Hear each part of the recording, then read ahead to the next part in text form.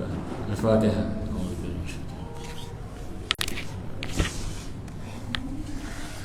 Ya.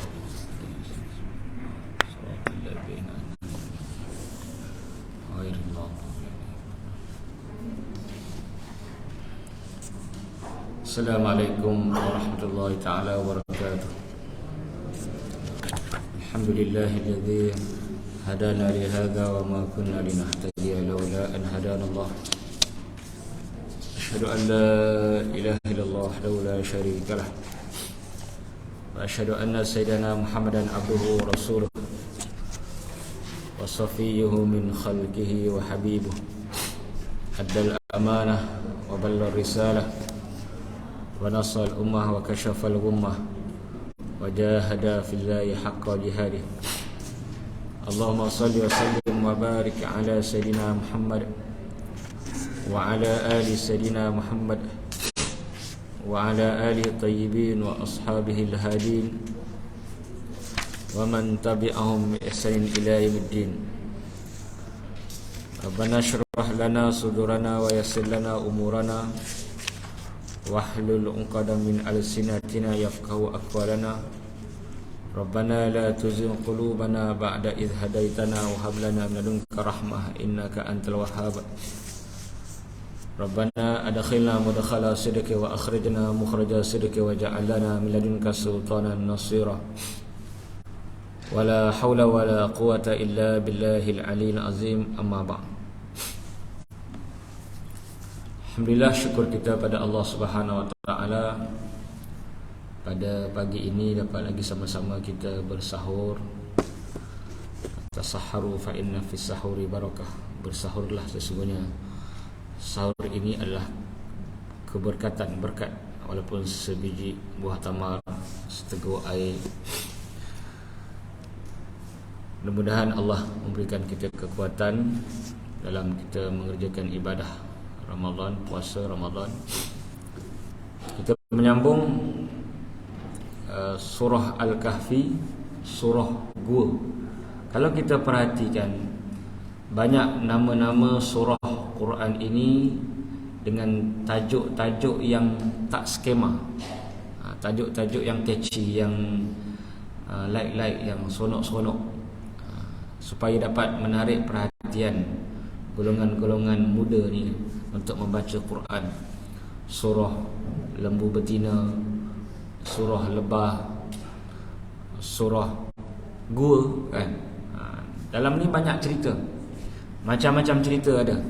Allah boleh letak tajuk-tajuk yang mungkin nampak gah, skema, tapi Allah letak surah Gua, surah Gua, surah gajah. Jadi dalam kehidupan kita ni kita kena banyak pilihan lah, dalam kita berdakwah, dalam kita menyampaikan ilmu dan sebagainya. Kita kena banyak pilihan, terutama program-program agama, masjid, surau, supaya dapat menarik masyarakat. Kalau tajuknya terlampau tinggi sangat, universiti sangat, PhD sangat tajuk dia, kadang-kadang orang-orang yang biasa ni dia tak tertarik lah. Ini tajuk memberi peranan untuk menarik perhatian. Itu tentang tajuk-tajuk ataupun nama-nama surah dalam Al-Quran. Termasuklah surah yang kita sedang bahaskan, iaitu surah Al-Kahfi, surah Gua, yang menarik perhatian orang yang membaca tajuknya, surah Gua. Gua apa ni? Di manakah Gua ini? Apa cerita dia? Kita menyambung ayat yang keempat, surah Al-Kahfi, surah Gua. A'udzubillahi minasyaitonirrajim. Wa yunziral ladzina qalu ittakhadallahu walada. Apabila kita sudah membaca ayat yang ketiga, ayat yang menggabungkan di antara khauf dan raja, kita ingat kembali semalam, ayat ketiga menggabungkan di antara ayat harap dan takut. Ayat harap dan takut, iaitu Allah sebut berkenaan dengan ayat harap dan takut ni dalam ayat yang kedua. Liyunzira ba'san syadida min ladunhu. Itu ayat takut, memberi peringatan, ba'san syadida, siksaan yang dahsyat daripada Allah. Adapun ayat harap, wa yubashshirul mu'minin, dan memberi berita gembira kepada orang beriman. Di sini Allah meneruskan ayat takut tadi. Meneruskan ayat takut seperti mana yang saya sebut semalam, kerana ramai manusia yang terlebih rojak. Kita dua-dua kena ada khauf dan juga kena ada rojak. Tatajafa junubuhum 'anil madaji'i yad'una rabbahum khaufan wa tama'a wa mimma razaqnahum yunfiqun. Rengganglah tubuh-tubuh manusia daripada tempat tidur mereka sambil berdoa kepada Tuhan mereka, khaufa, takut, wa tama'a, harap, penuh ketakutan dan penuh pengharapan. Apa saja ibadah kita mesti ada penuh ketakutan dan penuh pengharapan. Tapi Allah agak berat sikit kepada khauf. Sebab tu Allah teruskan ayat keempat ni tentang peringatan, inzar. Oleh inzar ni dia adalah biasanya untuk menakutkan orang. Nabi pun first perkataan baginda kepada orang-orang Quraisy semasa dakwah jahar pun adalah inzar. Nabi sebut, Nabi kumpulkan adik-beradik, pak menakan, pakcik-pakcik, keluarga-keluarga sepupu sepapat kan. Nabi kata, adakah engkau percaya? Kamu percaya bahawa akan datang seekor kuda kepada kamu semua? Lalu orang kafir Quraisy kata, ma jarrabna alaika kadhiba. Kami tak pernah rasa pembohonganmu. Bayangkan, Nabi hidup lebih 40 tahun dengan orang-orang kafir ni. Orang kafir tak pernah rasa pembohongan Nabi. Kalau kita bukan orang kampung kan, dalam family pun dah biasa kena bohong dengan kita kan. Dah biasa kena tipu dah. Bini pun dah banyak kali dah, abang kata nak beli, kata nak beli, sabarlah. Bini, anak-anak kita pun dah biasa rasa pembohongan kita. Tapi masyarakat setempat, orang kafir Quraisy kata, ma jarrabna alaika kadhiba. Kami tak pernah rasa pembohongan engkau ya Muhammad. Hebat Nabi Muhammad, akhlak yang sangat terpuji. Kemudian Nabi kata, inni nadhirul lakum. Aku adalah pemberi peringatan kepada kamu akan datangnya baina yaday adzabin syadid, akan datangnya azab yang keras. Maknanya Nabi first dakwahnya tentang inzar, peringatan, iaitu Nabi beritahu tentang azab Allah yang akan datang. Itu yang melompat Abu Lahab tu kan. Bukan melompat betul, maksudnya macam dia reaksi yang water keras lah. Tabballaka ya Muhammad ali hadza jama'tana. Celaka kau wahai Muhammad, adakah kerana ini kau himpunkan kami, kau kumpulkan kami? Turunlah surah Al-Masad, tabbat yada abi lahabin wa tab, sampai akhir surah.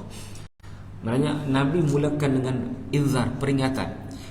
Kalau kita lihat dalam nas Quran, hadis, banyak lebih berat kepada peringatan, nazir, iaitu tentang siksaan.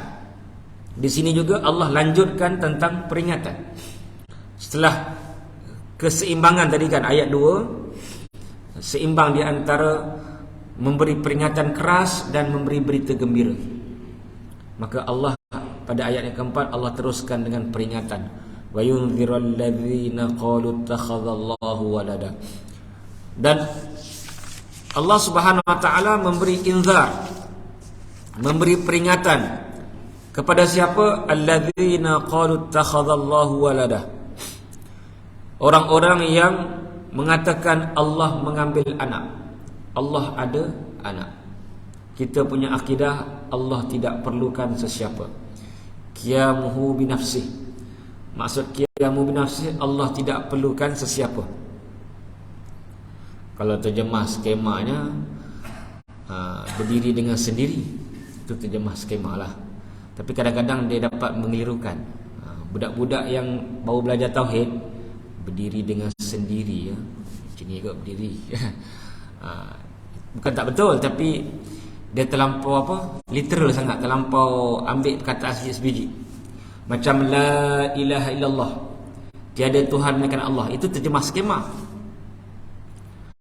Kalau terjemah yang tepatnya, akuratnya, Tuhan yang berhak disembah hanyalah Allah. Itu tafsiran dalam kitab-kitab tauhid. Jadi kalau tiada Tuhan melainkan Allah, bukan tak betul, tapi mungkin tak tepat. Mungkin 9 ke 8 ke kalau memanah kan. Kalau yang 10-nya, Tuhan yang berhak disembah hanyalah Allah. Sama juga qiyamuhu binafsih. Itu terjemahan skemanya berdiri dengan sendiri. Qiyam, berdiri. Kadang-kadang kita ni banyak tak faham dalam Quran, dalam hadis terjemahan. Biasa bacakan tafsiran kan. Datuk pun pakai kitab Quran tafsir, Tuan Haji pun pakai kan. Kadang-kadang kita dah baca dah tafsir tu, tak faham apa yang dia nak sampaikan ni. Kerana dia terlampau ikut perkataan. Sama juga Inggeris ke bahasa apa pun terjemah ikut perkataan sangat, dia akan jadi bukan salah, tapi tak sampai. Dia deliver tu tak sampai pada minda kita kan. Jadi sesuainya kita terjemah ikut gaya bahasa semasa. Wa ma arsalna mir rasulin illa bilisani qaumih liyubayyana lahum. Dan kami tak utuskan mana-mana rasul melainkan dengan lidah kaumnya. Gaya bahasa kaumnya, bahasa yang sesuai dengan kaumnya, supaya mereka dapat jelaskan risalah dari kepada kaum. Jadi kita kena sampaikan dengan bahasa yang mudah, bahasa yang sesuai dengan orang-orang yang kita sampaikan. Siapakah dimaksudkan qalu takhadallahu walada? Orang-orang kafir yang mengambil, orang-orang kafir yang mengatakan Allah mengambil anak, ada banyak. Ada banyak. Yang pertama, orang Yahudi yang mengatakan Uzair adalah anak Allah. Orang Yahudi ni dia memang dia pujalah Nabi Uzair, dia nabi kan. Disebut dalam surah Baqarah, aw kalladzi marra ala qaryatin wa hiya khawiyatun ala urushiha.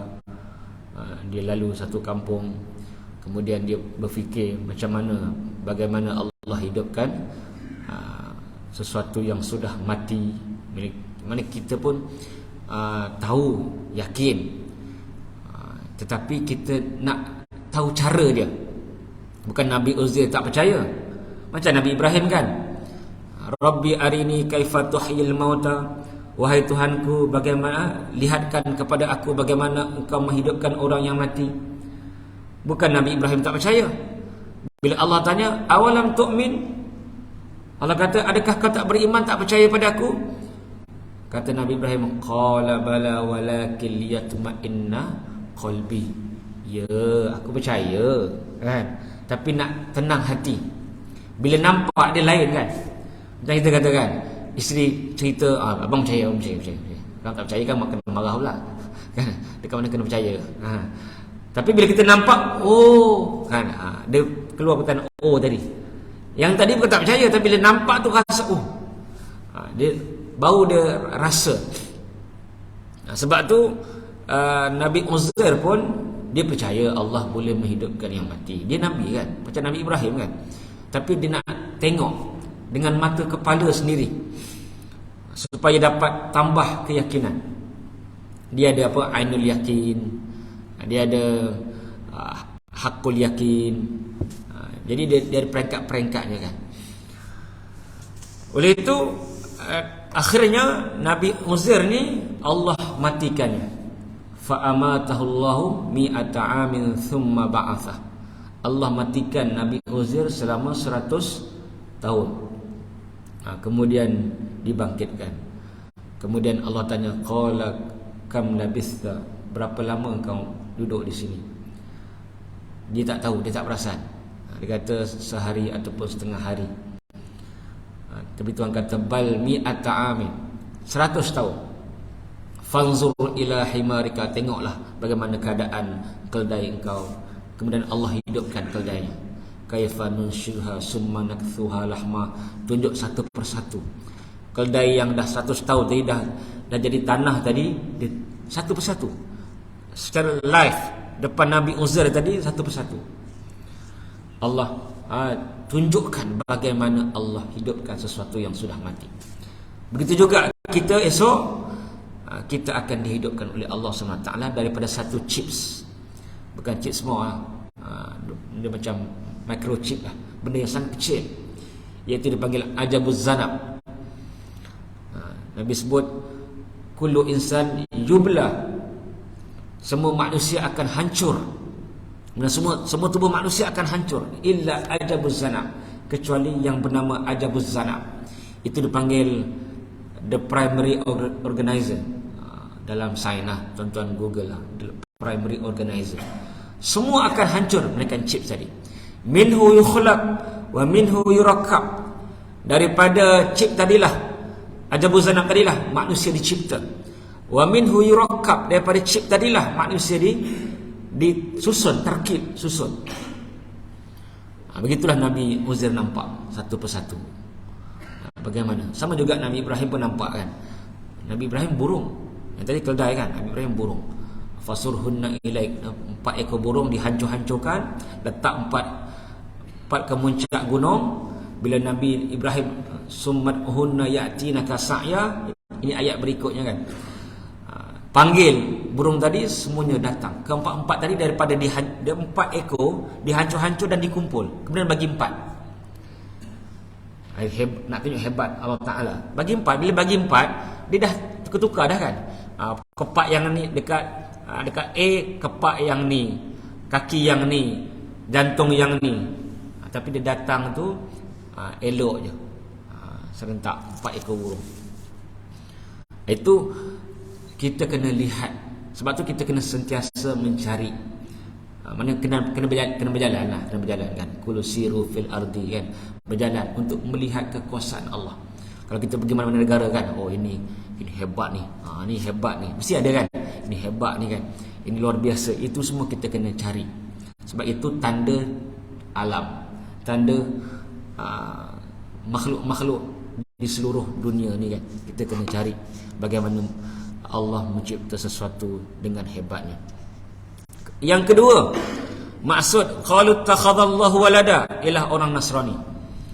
Yang pertama, Yahudi menganggap Nabi Uzair sebagai anak. Yang kedua, kata Imam Qurtubi, saya cari, rupanya tinggal buku saya kat sini. Cari mana buku saya? Tapi ada banyak, kita tak lebih sayanglah, jangan. Sebab kalau satu hilang, saya kena beli lain semua. Semua ni harga mau kat 1,000 ni. Kitab ni semualah ada dalam 18 jilid kitab ni. Sebab saya beli yang paling elok lah, paling elok. Saya memang suka yang paling tengok kitab saya semua elok-elok, cantik-cantik, yang kira ada banyak-banyak cetakan, kita cari yang paling best lah. Kalau Mesir tak nak lah, Mesir yang dia kalau jatuh je lerai terus. Kalau Mesir punya cetakan, kita ambil yang biasa Beirut dan sebagainya kan. Ustaz tahulah. Kalau Mesir ni dia kualiti kurang lah, dia punya dia punya benang dia kan kat bawah ni. Kalau hilang ni nangis juga kan. Memanglah hilang satu, tapi takkan kita nak guna semua kan. Jadi rupanya tertinggal rupanya kan. Yang kedua, Nabi Isa. Maksud orang kafir mengatakan Allah ni mengambil anak ialah Nabi Isa yang dikatakan anak oleh golongan Nasrani. Ini semua orang tahulah. Nabi Isa didakwa oleh kaum Nasrani, Kristian sebagai anak. Sedangkan Allah ni lam yalid wa lam yulad, tidak beranak dan tidak diperanakkan. Jadi Allah ni tak perlukan sesiapa. Itulah sifat qiyamuhu binafsi. Allah tak perlukan sesiapa. Mengapa Allah cipta kita? Allah cipta langit, Allah cipta malaikat. Ini ramai orang tanya, kenapa malaikat? Kenapa perlu malaikat? Dah sifat Allah ni qiyamuhu binafsi, tidak perlukan sesiapa. Kenapa ada malaikat? Itu semua adalah nak mengajar kita supaya kita ni kena kerja ada apa? Ada sistematik lah. Ada AJK kan? Ada Bilal, ada imam, mana ada hierarki, ada komiti kan? Bukan one man show je kan. Aku tak nak lah AJK ni buat kerja seorang. Tak boleh. Allah tak perlukan malaikat untuk cabut nyawa. Allah tak perlukan Mikail untuk beri rezeki. Allah tak perlukan Israfil untuk tiup sangkakala. Allah boleh kun fayakun. Tapi Allah nak ajar kita, kerja jangan sembrono. Kerja kena ada kan. ada dia punya AJK komiti, ada dia punya semualah pekerja-pekerja bahagian department sebagainya. Ini adalah apa yang Allah nak tunjukkan kepada manusia, kena kerja secara sistematik. Yang ketiga, maksud kepada orang kafir, qalu takhadallahu walada. Orang kafir mengambil orang kafir kata Allah mengambil anak, Allah ada anak, ialah orang Quraisy. Kalau Yahudi mengatakan Uzair anak Allah, kalau orang Nasrani mengatakan Nabi Isa anak Allah. Jadi siapakah yang dikatakan oleh orang Quraisy? Siapa yang mereka gelar anak? Iaitu para malaikat. Orang kafir Quraisy kata al-malaikah banatullah. Orang kafir Quraisy kata malaikat ni adalah anak-anak perempuan Allah. Ini kefahaman dangkal yang tak betul lah. Kerana Allah tidak ada anak, dan malaikat adalah makhluk Allah yang dicipta daripada nur, daripada cahaya. Yatashakkal bi ashkalin mukhtalifah. Malaikat boleh merupa dengan rupa yang pelbagai. Malaikat bukan anak sesiapa. Malaikat bukan lelaki dan malaikat bukan perempuan. Siapa yang mengatakan malaikat perempuan, kafir, kata ulama. Kerana dia telah menghina para malaikat. Kita tak boleh nak hina para malaikat. Yang kedua, sesiapa yang mengatakan malaikat ini lelaki, dia fasik, berdosa besar. Jadi malaikat bukan lelaki, bukan perempuan. Siapa yang kata malaikat lelaki, tak boleh juga, sebab dia telah menyalahi fakta. Kalau yang mengatakan malaikat perempuan, dia telah menghina perempuan, kan. Perempuan ni kan dari segi dasarnya adalah emosi, lemah, kan. Sebab tu kita ada kategori. Jangan jadi macam setengah kumpulan tu kan, sis dan sebagainya, kan, yang inginkan kesamarataan di antara lelaki perempuan. Ini benda yang mustahil. Kita belajar embryologi, kan, ilmu dalam perut ibu pun lelaki lain, perempuan lain, tugas dia, kan, lain. Benih lelaki lain, benih perempuan lain. Secara semualah, secara semua sudut, lelaki dan perempuan ni lain. Tak boleh kita nak sama. Jadi ada tugas yang berbeza. Jadi ketiga-tiga mereka sesat. Yahudi sesat mengatakan Uzair anak Allah, kafir lah. Nasrani juga kafir, kufur kerana mengatakan Nabi Isa anak Allah. Dan orang Quraisy pun kufur kerana mengatakan malaikat ni anak Allah. Kemudian ayat yang kelima, ma lahu bihi min ilmin wala li abaihim kaburat kalimatan takhruju min afwahihim iyaquluna illa kadhiba. Dan Allah menghentam mereka, ma lahum bihi min ilm, mereka tiada ilmu, tak ada fakta. Kita kadang-kadang baca Quran selalu, kan, Quran ni menekankan fakta. Tapi kita hari-hari kadang-kadang duk share benda-benda yang tak ada fakta, kan. Ini payah kita nak ambil pengajaran. Kadang yang, maaf cakap lah, yang biasanya yang banyak send dalam grup-grup masjid, surau, keluarga, orang-orang pencen ni. Bukan orang sini lah, grup-grup keluarga, kan. Biasa orang pencen 60-70 send video politik, video sukan, video tahap berita, tahap apa-apa. Nak tegur dah tua, kan kena marah pula. Ini bukan semualah, tapi ada, kan. Dia tak ada kerja lain, dia kerja hanya send video je, forward dia kerja dia. Tuan-tuan kena ingat, setiap, contohnya setengah jam ceramah yang kita forward tadi, setiap perkataan tersebut yang kita forward tadi, Allah akan tanya pada hari kiamat kelak. Yang cakap dan yang hantar sama sebiji. Dia punya responsibility dia. Kita tak, bila kita pun tak tengok pun, saya tengok tajuk je, tengok, macam menarik tajuk tu, dia pun forward.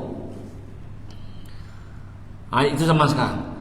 Contohnya news, kan, berita, kan, ada 200 perkataan. Setiap perkataan tadi orang yang hantar akan ditanggungjawabkan. Kalau benda tu berdosa, berapa ramai orang yang baca dan berapa ramai yang hantar balik, forward. Sekarang ni begitu banyak. Saya pun tak tahulah sampai bila orang nak insaf, kan. Tak insaf, kan. Maksudnya kita dah pesan jangan hantar benda yang tak pasti. Kerajaan pun dah pesan, kan, tak pasti jangan kongsi. Allah tekankan sangat banyak dalam Quran, sangat banyak tentang ilmu, fakta. Tak boleh kita nak sampaikan sesuatu yang tak ada fakta, tak ada bukti. Antaranya malahum bi min al, mereka tak ada fakta pun. Mengatakan Nabi Isa adalah anak Allah, mengatakan Nabi Uzair adalah anak Allah, mengatakan malaikat adalah anak-anak perempuan. Ini hanya sebagai apa? Dongengan. Apa yang mitos-mitos. Turun temurun. Sebab tu Allah sebut sini min ilmi wala li abaihim. Mereka tak ada fakta. Ayah, datuk, nenek moyang mereka pun tak ada fakta. Jadi Allah hentam mereka, Allah hentam keturunan mereka. Kerana mereka ambil daripada keturunan. Sebab tu tak semua benda keturunan ni kita kena ambil. Tapi bukan isu baca Yasin. Ada orang kata, kau baca Yasin ni ikut keturunan ni, bukan ikut Nabi. Itu adalah ijtihad. Itu berbeza. Kita kena juga kan. Kau baca Yasin ada dalil lah malam Jumaat. Kau ikut mak bapak kau macam orang kafir lah ikut mak bapak dia orang. Pernah dengar hujah tu? Itu lain, itu ijtihad. Setiap zaman ada ijtihad. Hijrah, tahun hijrah, zaman Nabi mana ada tahun hijrah? Tahun hijrah bermula daripada zaman Umar. Macam gitulah, Ramadan 20 rakaat daripada zaman Umar. Umar buat tiga pembaharuan dalam Ramadan, bukan satu. 20 rakaat. Yang kedua Umar buat lantikan imam khas. Maksudnya supaya ialah kita bila dapat imam yang khas, bukannya kita kata lebih baik daripada imam sedia ada. Cuma ialah macam kita makan kan, kita suka nasi ayam, tapi hari-hari nasi ayam pun boring juga kan. Mari kita dapat kelainan. Jadi Umar lantik siapa? Tamim Aus Ad-Dari. Umar lantik Ubay bin Ka'ab sebagai imam khas Ramadan. Tiga, saya ingat dua je khas Ramadan.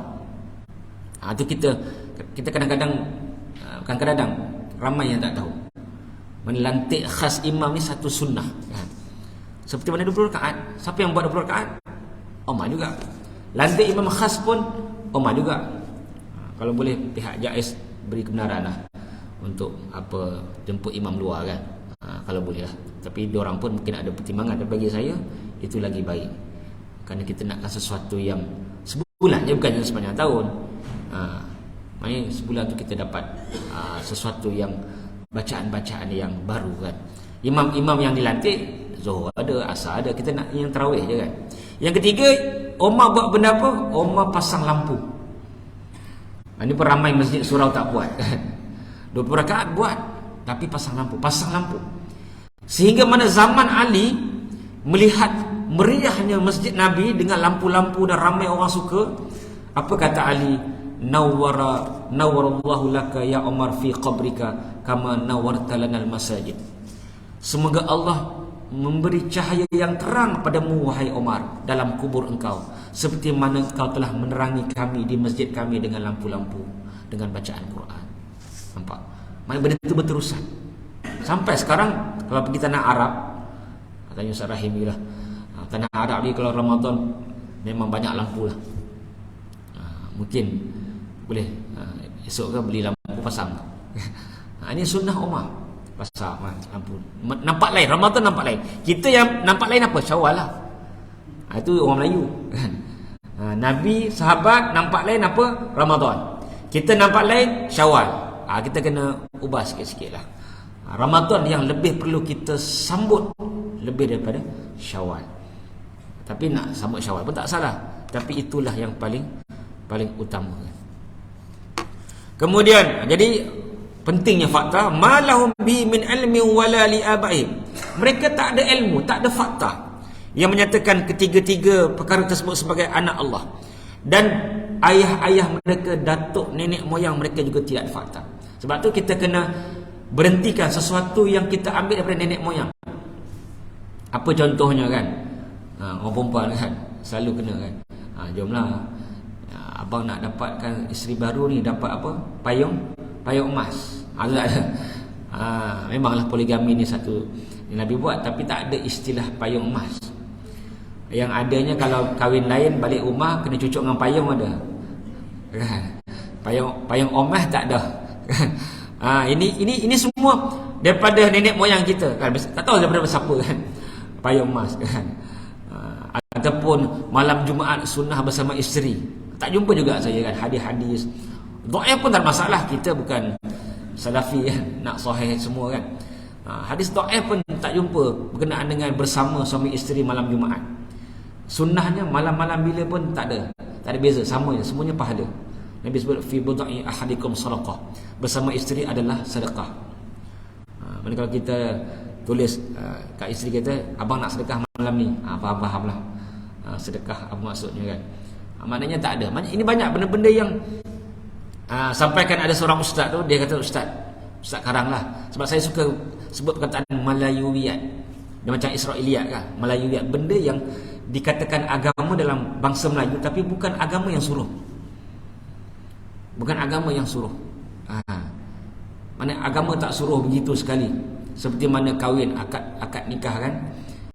Kita nakkan sampai senafas sebagainya. Senafas ni dalam sembahyang je. Fatihah, surah Fatihah tak boleh lebih senafas. Dalam akad pernikahan, dia dari segi uruf, jangan ada gap di antara ijab dan kabul. Dari segi uruf, dia tak nak. Dia ada i'rad, dia tak nak. Bukan senafas. Benda-benda yang menyusahkan. Kalau Arab sana, dia mana-mana Arab kan, dia mudah je kan. Dia siap ajar lagi. Mana juru nikah siap ajar. Ikut aku ya, aku terima. Dia ajar qabul tu. Siap cakap lagi. Sebab dalam kitab pun sebut jangan ada gap yang menunjukkan dia tak nak. Bukan senafas. Itu yang payah kahwin sekarang, nak senapah lah, nak apalah kan. Jadi banyak benda-benda yang daripada keturunan. Tetapi kita tidak tahu bahawa ia bukan daripada Islam. Termasuk tadilah banyak. Mana sebenarnya dalam Melayu ni banyak kan. Tapi bukan benda yang disifatkan oleh Salafi ataupun Wahabi kata bid'ah, sedangkan bid'ah khilaf, itu bukanlah. Itu bukan. Kaburat kalimatan takhruju min afwahim. Kaburat ay azuman. Kaburat bermaksud sangat besar dosanya.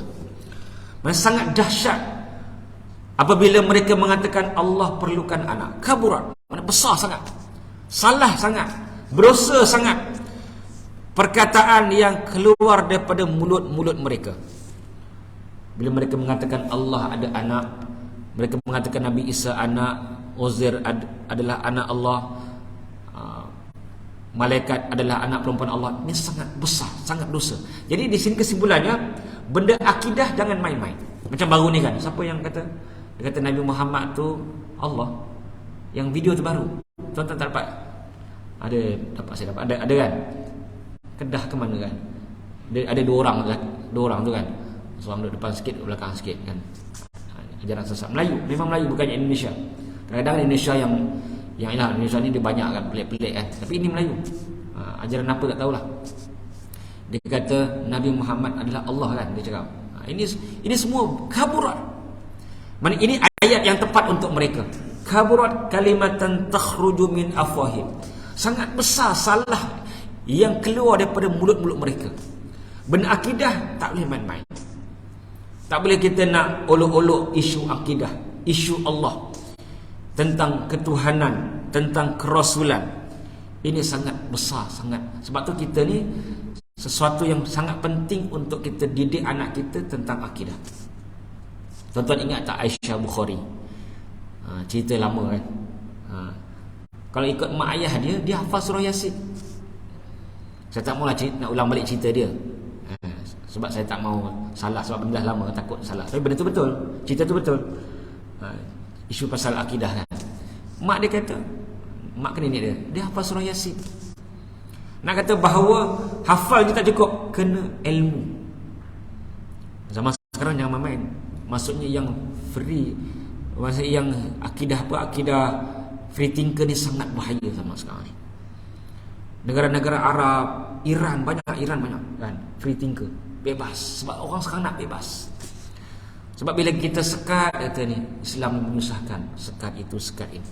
Jadi banyak sekarang ni fahaman-fahaman liberal, fahaman-fahaman yang menyatakan semua agama sama, semua agama ni sama rata, semua agama ni sama nilai. Tak boleh.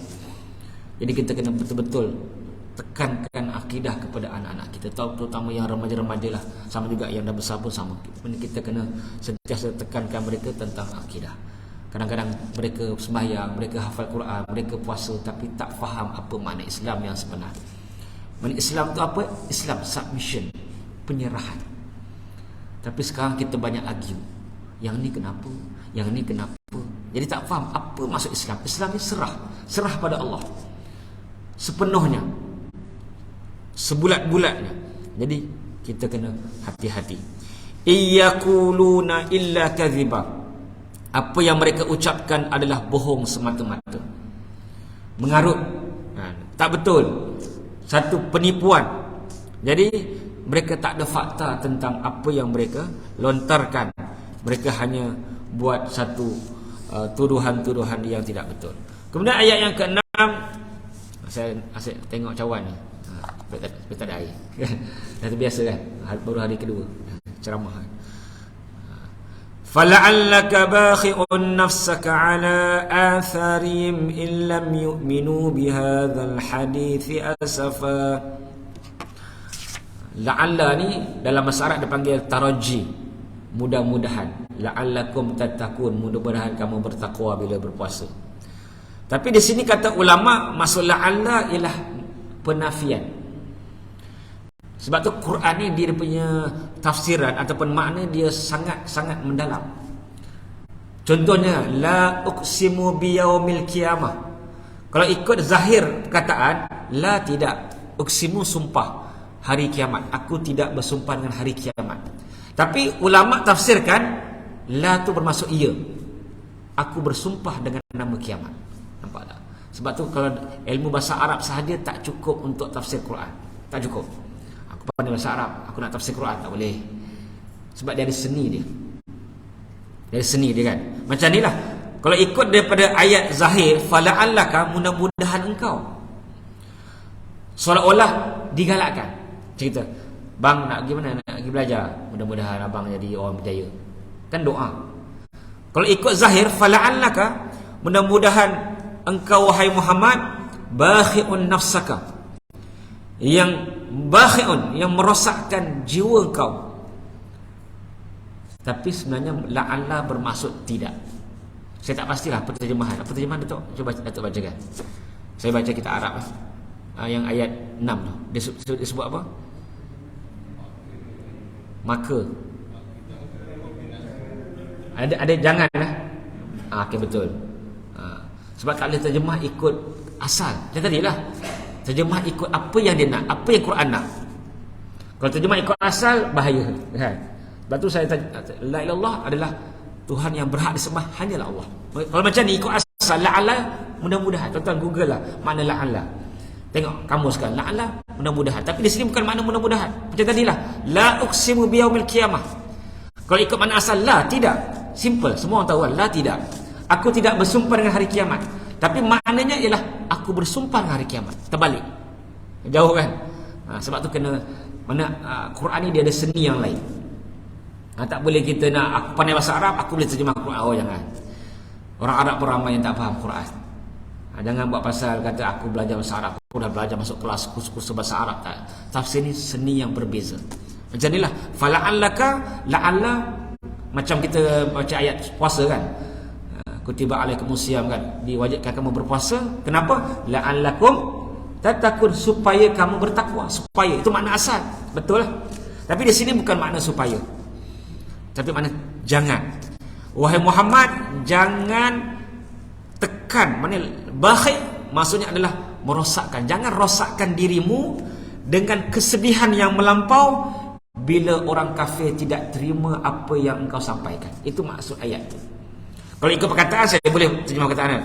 Fa, maka, la'alla, mudah-mudahan, ka, kamu, bakhil maksudnya perosak, pemusnah, nafsaka, jiwa engkau, ala, ke atas, asarihim, peninggalan mereka, illam yu'minu, sekiranya mereka tak beriman, bihadha hadis, dengan ayat yang dengan Quran lah, asafar, dalam keadaan yang marah sangat.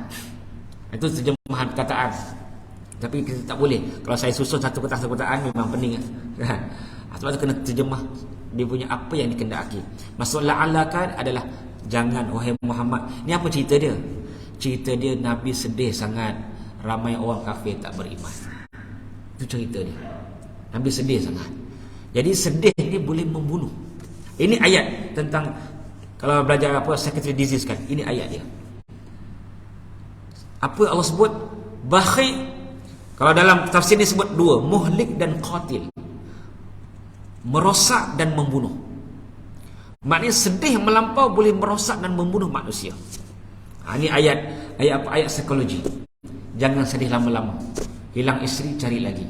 Itu contohlah. Sedih ni banyak kan. Itu contoh. Itu contoh yang senang faham kan.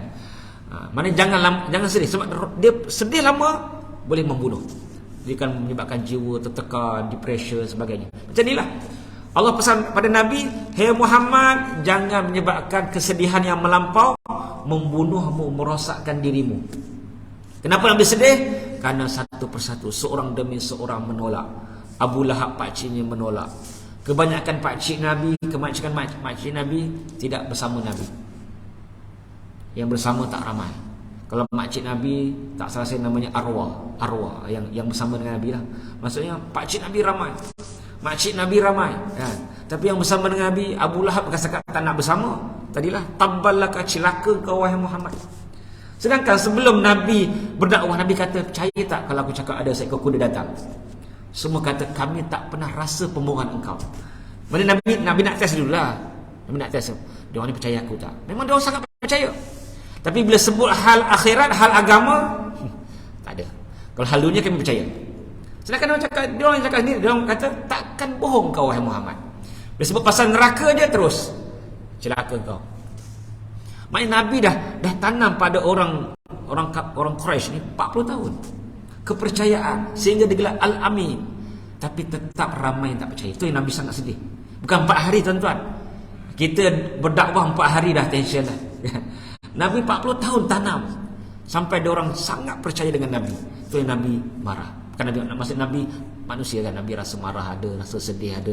Tapi Allah pesan, jangan disebabkan kesedihan engkau, kemarahan engkau akan membunuh engkau. Maksudnya apa? Sedih tak apa, marah tak apa, tapi jangan berpanjangan. Bila marah berpanjangan, sedih berpanjangan, dia akan rosakkan jiwa kita, musnahkan kita punya semangat kita, dan kita tak boleh nak hidup. Itu yang ramai kan, banyak yang bunuh diri. Sebab itulah, itu di antara punca kerana kemarahan dan kesedihan yang tidak diuruskan dengan betul. Kadang-kadang bahaya tuan-tuan. Ada berita masa PKP dulu kan, masa puasa. Seorang pelajar 16 tahun berbuka puasa. Dia nampak tenang, kata mak dia kan. Kemudian habis buka puasa, dia masuk bilik. Lepas tu sampai maghrib, isyak, tarawih, dia tak keluar. Sekali mak dia masuk, tengok dah gantung diri. Dalam berita tak sebut orang Islam, tapi bila dah buka puasa, siapa lagi? Takkan Hindu nak buka puasa masa Ramadan? Takkan Buddhis nak buka puasa masa Ramadan? Dia sebut buka puasa. Semayang tak keluar, mak dia tengok bunuh diri. 16 tahun perempuan. Sebab tu kita jangan rasa dia semayang, dia apa semua, sebab dalaman tak diuruskan dengan betul. Sebab tu kita ni ibadah ada roh. Sekarang ni dah banyak ibadah yang tak ada roh. Bukan salah ustaz semayang pun bunuh diri ke? Sebab semayang yang kosong, ibadah yang kosong kan. Sebab kita nak isi. Maknanya bila semayang rasa tenang, khusyuk. Bila imam baca rasa ya Allah seronoknya. Itu semayang yang ada isi.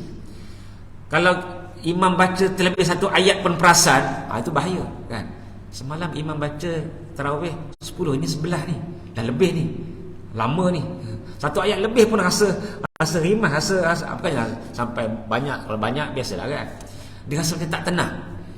Tapi kalau benda-benda dunia, enjoy lama pun tak apa kan. 2-3 jam kat kedai mamak pun okey. Imam baca lebih satu ayat pun dia rasa, sebab dia hati dia tak tenang. Sebab tu sekarang ni banyak sembahyang tapi hati tak tenang, sebab dia tak rasa keindahan ibadah tadi. Ini hati-hati. Sebab tu kita kena sentiasa monitor, tengok kan. Sebab ini ayat yang sangat penting. Ayat yang menunjukkan bahawa kesedihan melampau, kemarahan melampau akan membunuh dan merosakkan. Ini ayat dia. Saya rasa kita cukup sekali itu kesimpulan yang boleh kita ambil. Kita baca ayat 4, 5 dan 6 pada hari ini.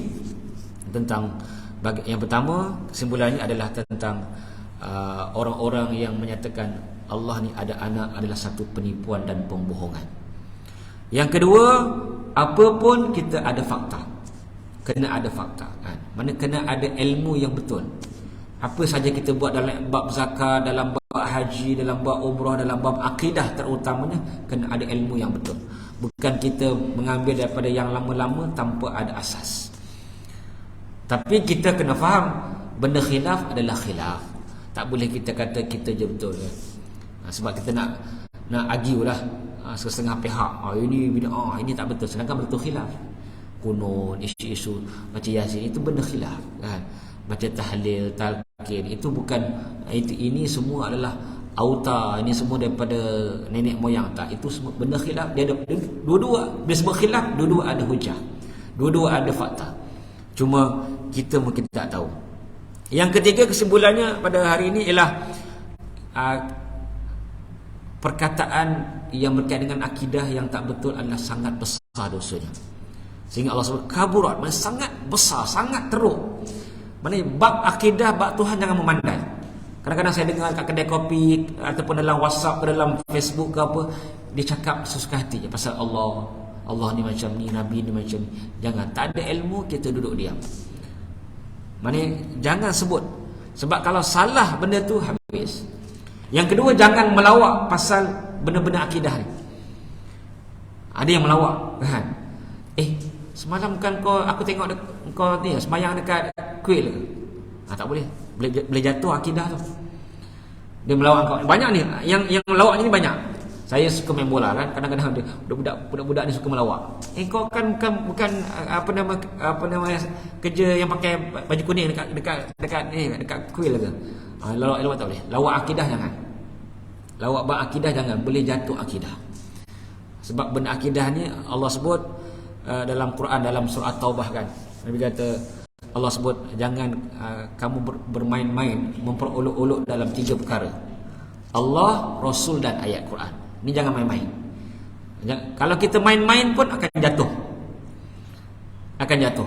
3 benda. Allah, Rasul dan ayat Quran. Tak boleh main-main, tak lawak-lawak. Ini benda bukan boleh buat lawak. Kemudian pengajaran seterusnya adalah ayat yang ke-6 yang menyatakan bahawa Nabi Allah perintahkan agar jangan berpanjangan sedih dan marah. Nabi manusia biasa dari segi apa? Nabi ada a'rad basyariah. Ada sifat manusia biasa. Nabi sedih, Nabi marah, Nabi kecil hati. Nabi ada kan? Tapi Allah kata benda tu mesti ada batasnya. Jangan berpanjangan, kerana dia akan menjejaskan dakwah, menjejaskan reputasi. Dan ini satu pengajaran bagi kita. Apapun kesedihan perlu diuruskan dengan betul. Kalau kita nampak kawan kita, saudara kita sedih, jangan kita biar aja. Dia boleh menyebabkan pembunuh, apa panggil silent killer kan. Pembunuh senyap. Tahu-tahu bunuh diri. Kadang yang dekat Penang tu apa founder kan. Yang bunuh diri dekat 40 dekat 30 kan dekat Penang. Tahun ni tahun lepas kan. Dia founder kosmetik kan. Tapi ada masalah. Macam dekat K-pop, dekat apa Korea tu kan, selalu kan bunuh diri. Bukannya rupa ada kan, putih melepak kan, duit ada, tapi kesedihan, kemarahannya tak diuruskan. Jadi berhati-hati. Jadi sebagai last kali, hendaklah kita sentiasa mendapat apa nasihat-nasihat yang baik daripada Quran dan hadis untuk kita menenangkan apa sahaja kesedihan dan juga kekusutan kita. Wallahu a'lam. Insya-Allah kita sambung pada hari Isnin ayat yang ke-7 surah Al-Kahfi untuk kita sama-sama terus explore, terus kita mendalami ayat-ayat ini bagi kita dapat gambaran yang jelas tentang surah Al-Kahfi. Bismillahirrahmanirrahim. Alhamdulillah wassalamu ala sayyidina wa ala alihi washabihi ajma'in. Allahumma inna nas'aluka al-huda wa tuqa wal afa wal ghina. Rabbana ja'alna muqimis salah wa min dzikritina innaka sami'ud du'a. Rabbana atina fid dunya hasanah wa fil akhirati hasanah wa qina adzabannar. Wa sallallahu alaihi Muhammad walhamdulillahirabbil alamin. Assalamualaikum warahmatullahi wabarakatuh.